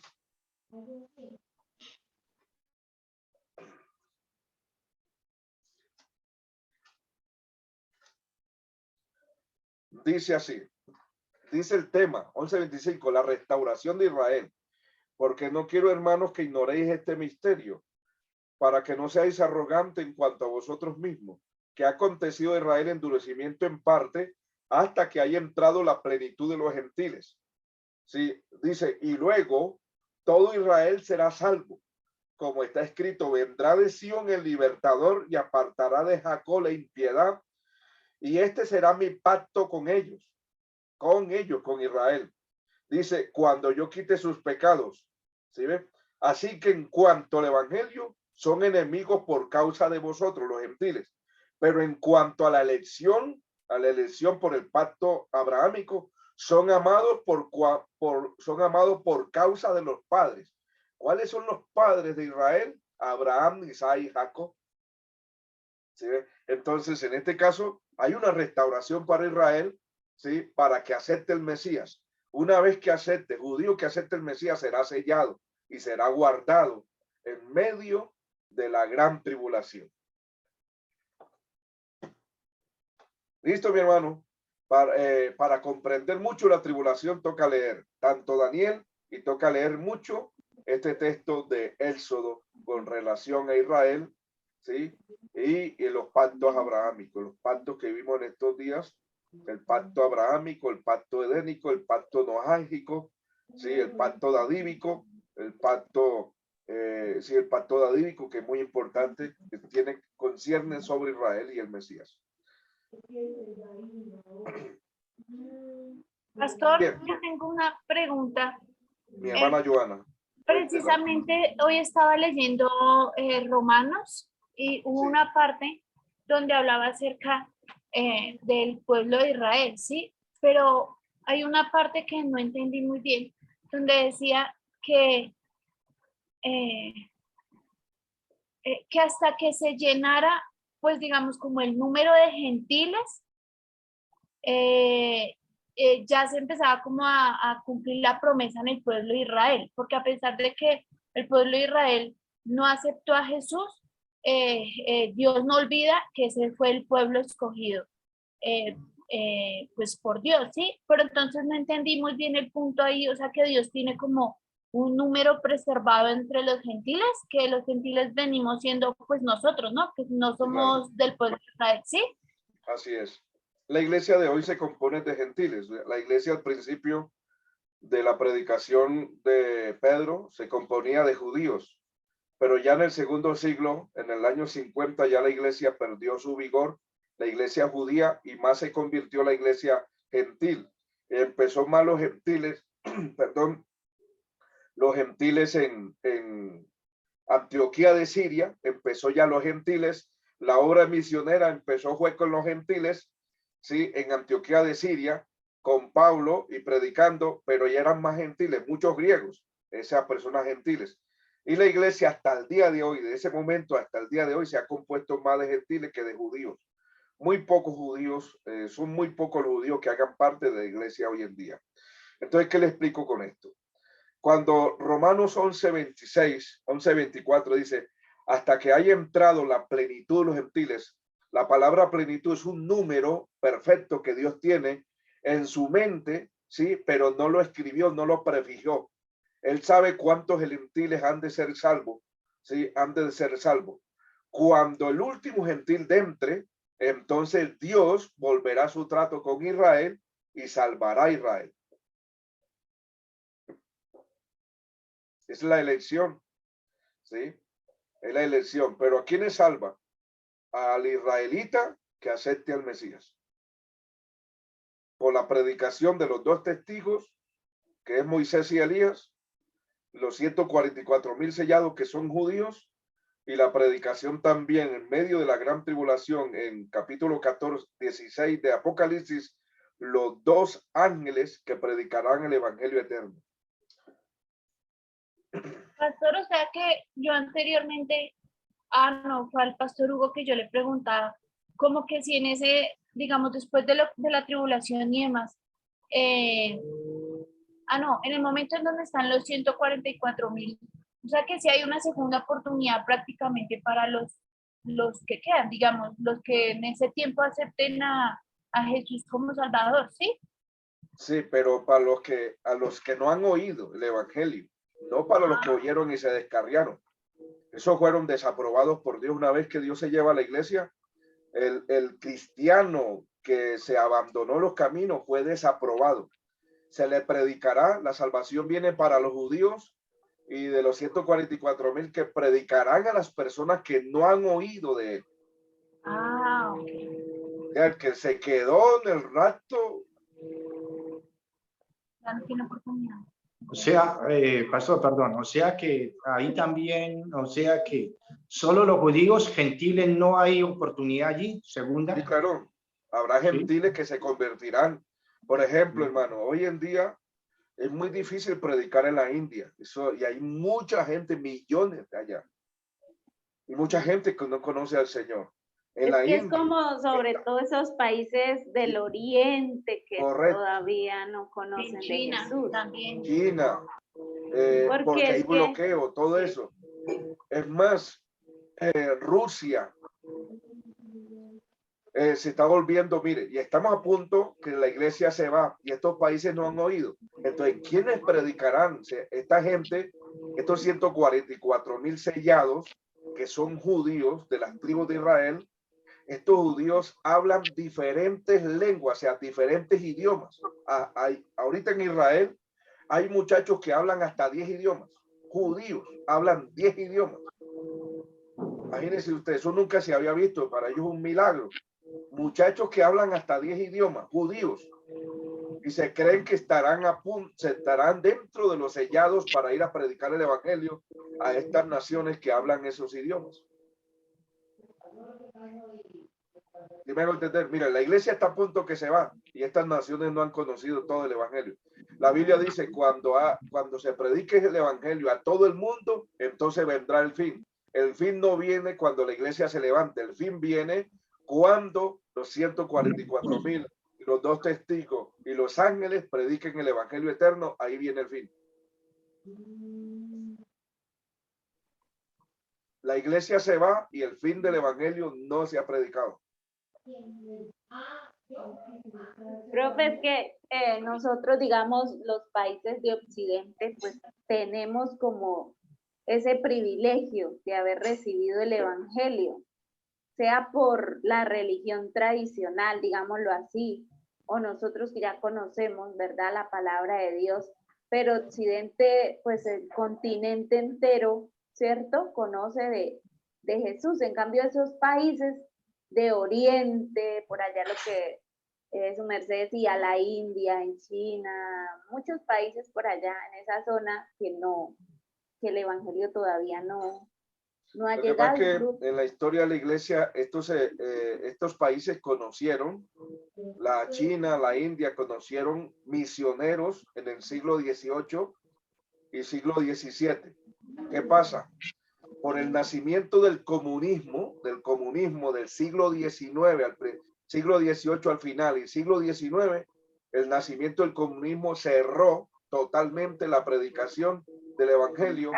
Las generaciones venideras que vinieron, entonces generaciones que vinieron no conocen nada del evangelio, las generaciones nuevas.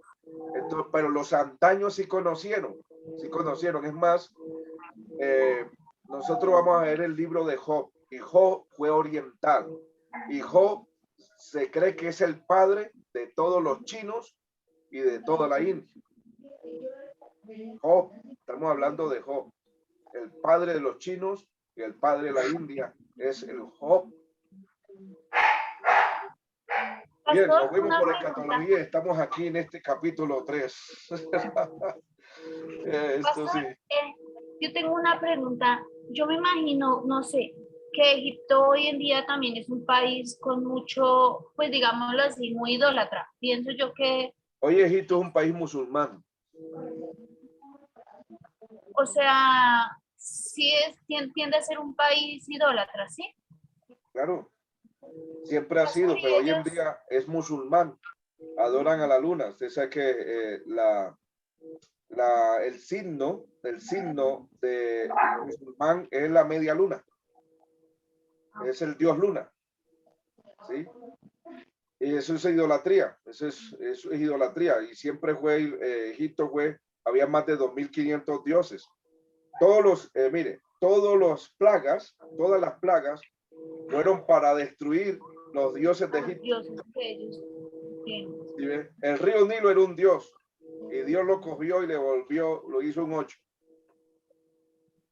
O sea, que Egipto entraría dentro de los países como China, India. Musulmán, prácticamente musulmán, ustedes saben donde adoran el Corán. Egipto, todos los países musulmanes están con el comunismo también, lastimosamente. Listo. Bueno, entonces este punto creo que los judíos consideran que las 4 letras del verbo ser es demasiado sagrado para articularlo. Los judíos no nombran estas 4 letras. Los judíos cuando están leyendo y llegan a estas 4 letras, ellos dicen Hashem o Adonai, o Hashem Adonai, ¿sí? Significa el Señor o el nombre. Hasta ahí nomás. Pero estas 4 letras no las articulan, no las nombran. El nombre proclama que Dios es existencia en sí mismo, suficiente en sí mismo, eterno y soberano. El nombre más completo, yo soy el que soy.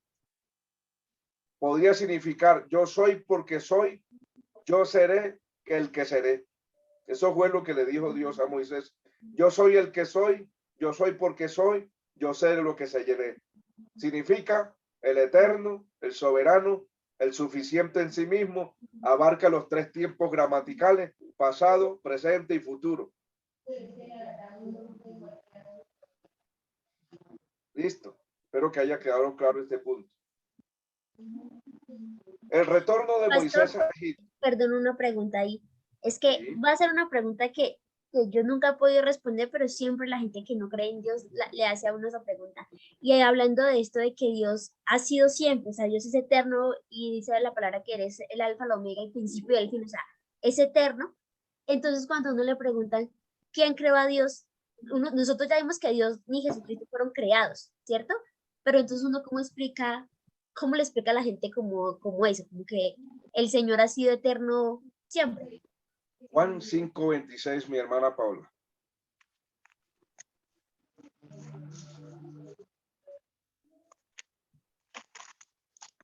Amén.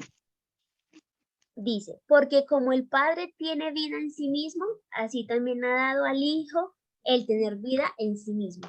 Ok, ¿eso qué quiere decir? Que a Dios nadie lo hizo. Dios tiene vida en sí mismo. Nosotros nos fue dada la vida, a eso se le llama creación. ¿Por qué nosotros pensamos así? ¿Quién hizo a Dios? Porque nosotros estamos en un mundo donde se ha dado creación. ¿Ok? Se ha dado creación.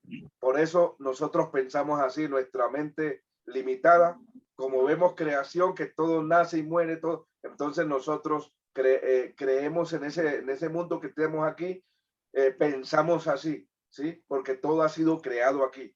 Pero en la eternidad, Dios tiene en sí vida en sí mismo. Dios a nadie lo hizo, él mismo tiene vida en sí mismo. Y eso es una particularidad que solamente tiene Dios. Dios tiene vida en sí mismo.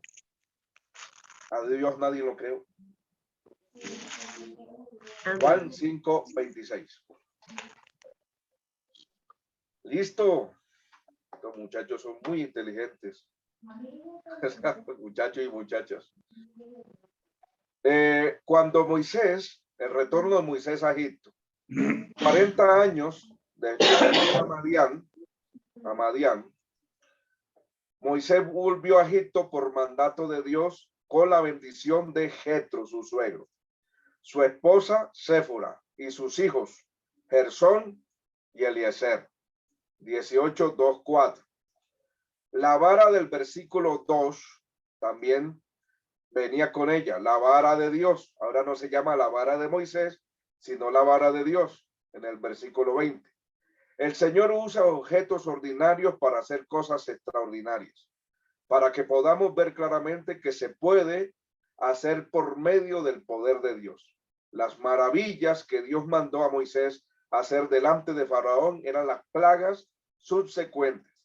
Dios endureció el corazón de Faraón, y esto es algo que lo vamos a ver más adelante. Solo después de que el soberano despota hubo endurecido su propio corazón, óigame bien, Dios endureció el corazón y luego dice, él mismo hubo endurecido su corazón. Nosotros vamos a ver esto que se llama aparentes contradicciones. Listo. Yo quiero que abran en el texto de Éxodo 4:23 y ahí vamos a terminar por esta noche. Que ya 4:23.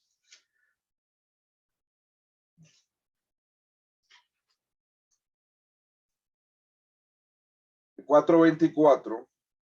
Mana Paula, léanos 4:24 Amén. al 26. Éxodo 4, 24, 26. Y aconteció en el camino que en una posada, si estoy leyendo aquí, así, Sí, correcto. Jehová le salió al encuentro y quiso matarle. Entonces Séfora tomó un pedernal afilado y cortó el prepucio de su hijo y lo echó a sus pies diciendo, a la verdad tú me eres un esposo de sangre. Así le dejó luego ir. Y ella dijo, esposo de sangre a causa de la circuncisión. Ok. Pregunta. ¿Ustedes han leído este pasaje? No, en el caso mío, pastor, no, me sorprendió este pasaje. Ok. Hermana Paola, ¿lo ha leído? Ahora me dice, sí, pastor, ahorita lo acabé de leer. Sí, no, yo estaba leyendo Éxodo pero esta parte es como esas partes de la Biblia que yo siempre tengo incógnita, que vienen hablando de una cosa, meten otra, ¿no? O sea, como que uno Sí. pareciera y luego ya, entonces como que a veces uno no le presta atención a eso, sino que Mm, sigue con la historia, porque aquí la historia buena, pues no es buena, pero interesante era cuando estaban las plagas, ¿no? Entonces que llegaba mm. Moisés y le decía, dejen a mi pueblo, y el otro que no. Entonces como que uno pasa eso desapercibido. Ok, mi hermana Lucy, gracias, mi hermana Paula. Hermana Lucy, hermana Johanna, Sí, pastor, lo había leído. ¿y a qué se refiere que Jehová quiso matarlo? ¿A quién? Pues ahí lo que dice era que de pronto Moisés, como ya habíamos hablado, él conocía, pero sus hijos no, no tenían esa señal de la circuncisión que debía tener él, porque esa es la señal, ¿cierto? Que Dios le dio a Abraham para su pueblo. Ok, ok. Gracias, mi hermana Lucy. Hermana Johanna, cuéntenos su exégesis bíblico. No, pastor, básicamente es lo mismo que la hermana Lucy. También recuerdo que leí algo así como que es lo que su merced dice, si él conocía de como las leyes, digamos, que habían, hasta lo que yo entendí, él no había circuncidado al hijo. Ok, Otra parte que leí fue como que si él no cumplía las leyes que Dios había puesto, ¿cómo iba a él a decirle al pueblo que las cumpliera? Algo así fue como más o menos lo que entendí. ujú, O sea, debía dar ejemplo. ok, ok.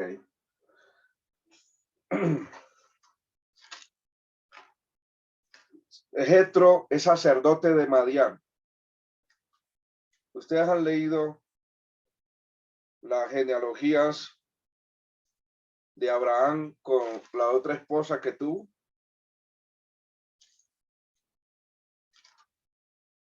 ¿Mm? Abraham se casó después de Sara con Sétura, Ajá. ¿Y cuáles son los hijos? ella.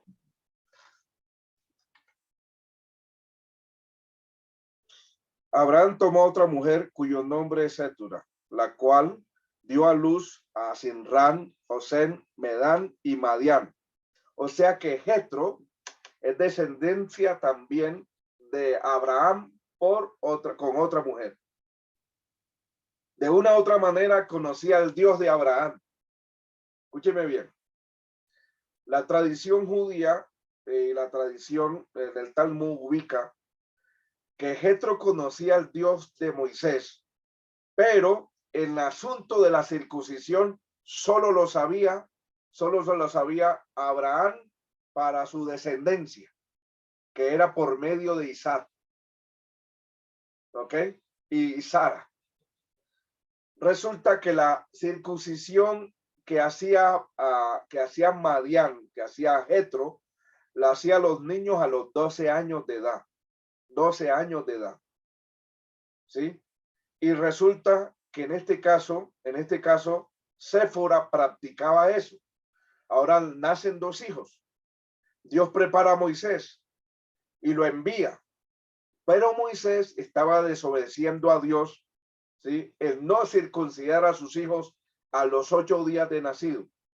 Y cuando iba en el camino al servicio, el Señor salió al encuentro y quiso matarlo. La escritura ahí no especifica a quién, pero por el contexto sabemos que era su hijo Gersón, el hijo mayor, el que Séfora coge un pedernal, un cuchillo bien afilado, corta el prepucio de su hijo y se lo tira a los pies de Moisés.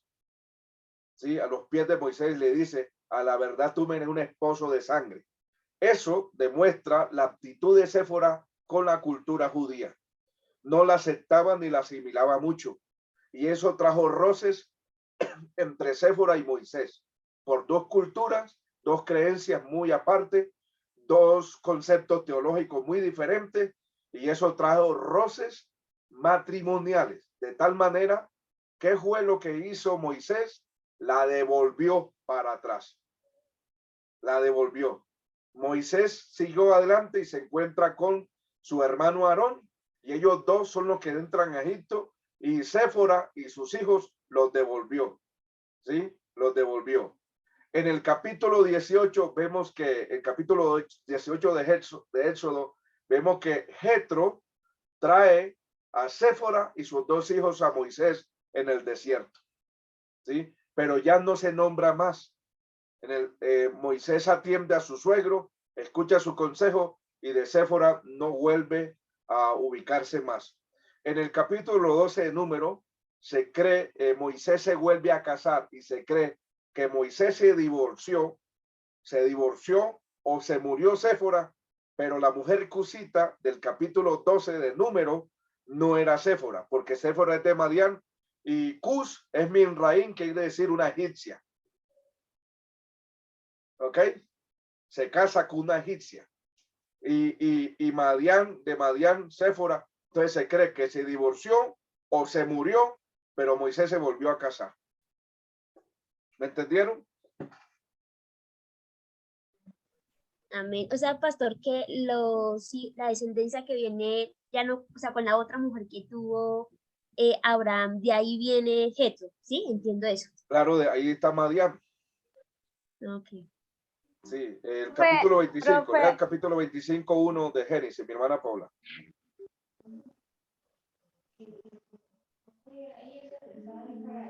25:1 al 6. Amén. Dice, Abraham tomó otra mujer cuyo nombre era Setura, Setura, la cual le dio a luz a Simrán, Joxán, Medán, Madián, Isbac y Suá. Y Joxán engendró a Seba y a Dedán, e hijos de Dedán fueron Asurim, Letsuim y Leuim, e hijos de Madián, Efa, Efer, Anoc, Abida y El. Todos estos fueron hijos de Setura. ¿Hasta cuál era? ¿Hasta el 6? 6, sí. Y Abraham dio todo cuanto tenía a Isaac, pero a los hijos de sus concubinas dio a Abraham dones, y los envió lejos de Isaac su hijo, mientras él vivía hacia el oriente, a la tierra oriental. Ok. Mire, entonces, esta Setura era una concubina, tuvo hijos con ella, pero los envió lejos de Isaac, porque el pacto era de Dios con Abraham, Isaac y Jacob. ¿Sí me entiende? Y el asunto del pacto de circuncisión de todo esto es con la descendencia de Isaac. ¿Ok? Esto nos trae mucha enseñanza. Uno debe saber con quién va a casarse. Así sea, a veces los mismos concilios, en el mismo concilio, muy bien, pero el concilio con diferentes pensamientos trae problemas matrimoniales. Casarse con una persona que piense con una teología diferente trae problemas matrimoniales. Y aquí, por ejemplo, vemos a Séfora con una teología muy diferente a la de Moisés, y eso trajo roces matrimoniales. Y muchas cosas más que podíamos hablar de este tema. No es como hablar del mismo pensamiento, la misma teología, la misma creencia. Sí, como una persona cristiana evangélica casarse con una católica. Imagínense.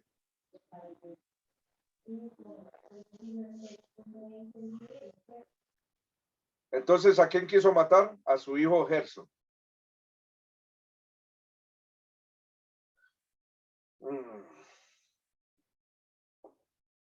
El primogénito tenía que ser circuncidado. A veces se refiere al orden de nacimiento físico, pero aquí se refiere a la posición de honor normalmente tomada por el primogénito, el heredero de la primogenitura. Faraón fue advertido que si no obedecía, Dios mataría a su hijo también. O sea que este pasaje se refiere a dos profecías, una para el hijo de Moisés y otra para el hijo de Faraón. ¿Me hago entender? Mira que por el contexto sabemos que Séfora corta el prepucio, pero Dios le está advirtiendo también una profecía directa al hijo de Faraón. Si Faraón no obedecía, le pasaba el mismo problema. Ahora, pero antes que Moisés pudiera dar el mensaje, Él mismo tenía que aprender la obediencia. Había fallado en la circuncisión de su propio hijo, Gersón o Eliezer, posiblemente por la oposición de Séfora. ¿Sí ven? Cuando Dios quiso matar a Moisés, tal vez por medio de una enfermedad seria, Séfora consiguió su liberación, circuncidando a su hijo con enojo y a regañadientes. Ahora, la escritura no dice que a Moisés quiso matarlo. Sí, así es el derecho. Quiso matarlo. ¿A quién? Puede ser a su hijo o puede ser a Moisés. ¿Estamos?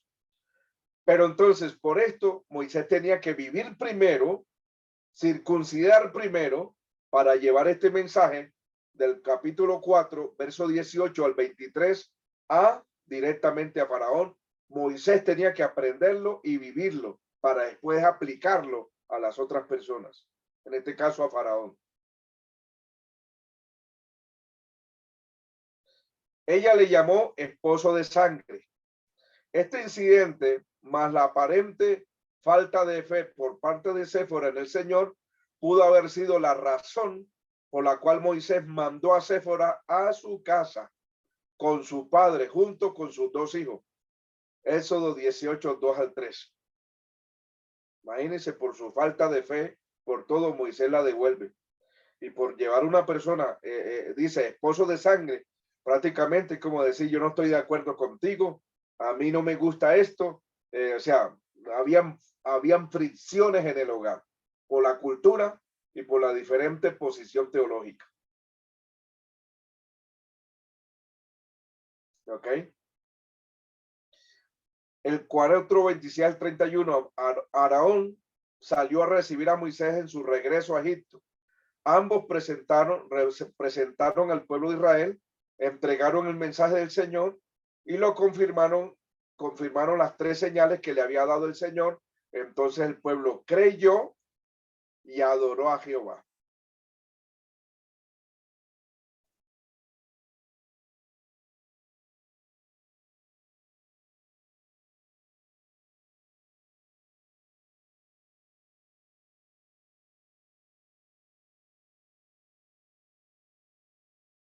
Listo, mi hermano, vamos a terminar aquí esta noche. Abarcamos 6 capítulos, vamos a lograr terminar con la ayuda del Señor el sábado, esta parte del Éxodo que es muy largo, por así decirlo, es muy largo.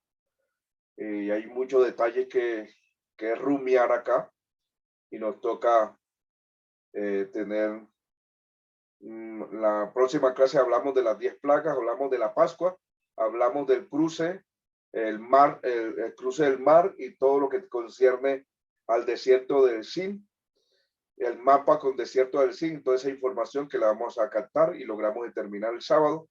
El lunes arrancamos Levítico y terminamos el jueves con Deuteronomio. Y nos queda faltando un número para el otro sábado. Terminamos esta clase el otro sábado arriba.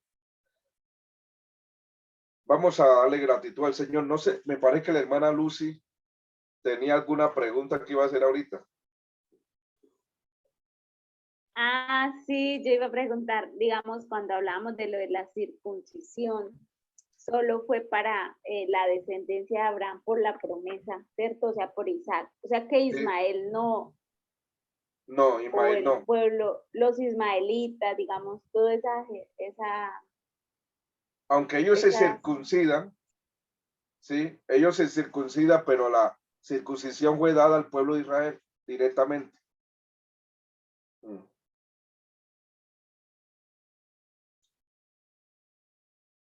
Listo, mi hermana Lucy, entonces vamos a orar al Señor, vamos a darle gratitud en esta noche.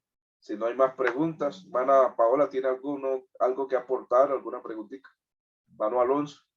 No, pues tengo una pregunta, pastor, pero yo creo que se la hago la otra clase ya. Sí, bueno, sí. Listo pues. Entonces nos despide en oración, mi hermana Paola. Bueno, listo, pastor. Vamos a orar. Señor Dios mío, Padre celestial, Padre maravilloso, te agradezco, Padre, por permitirnos, Señor, haber tenido esta clase. Gracias, Señor, porque además de hablarnos con tu conocimiento, Padre maravilloso, de la palabra, darnos este discernimiento, Señor, también nos permites, Padre maravilloso, tener esa palabra, Padre celestial, que viene y conforta nuestro corazón. Gracias, Señor, porque además de utilizar, Señor Dios mío, Padre, a tu siervo para que nos enseñe, Señor Jesús, de teología, de diferentes temas, Dios mío, Padre, de tu palabra. También permite, Señor, que a través de él sea predicada tu palabra. Gracias, Señor Jesús, porque sé que en esta noche el Espíritu Santo de Dios habló en nuestra vida. Gracias, Señor Jesús, porque también sé que el fuego, Señor, acrisolador del Espíritu Santo de Dios hoy purificó más nuestro conocimiento, quitó de nuestra mente, de nuestro corazón, tal vez el heno, Dios mío, todo aquello, impureza, Padre, que ha entrado tal vez en nuestra vida al no conocer de tu palabra.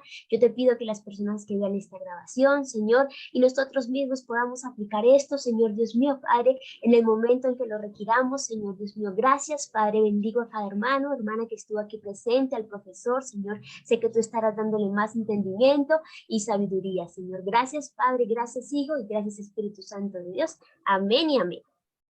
Una feliz noche entonces para Amén. todos. Dios la bendiga, Bien, pastor. Dios les Gracias por estar en la bendiga. clase. Amén. Dios les bendiga. Bendiciones a todos. Amén.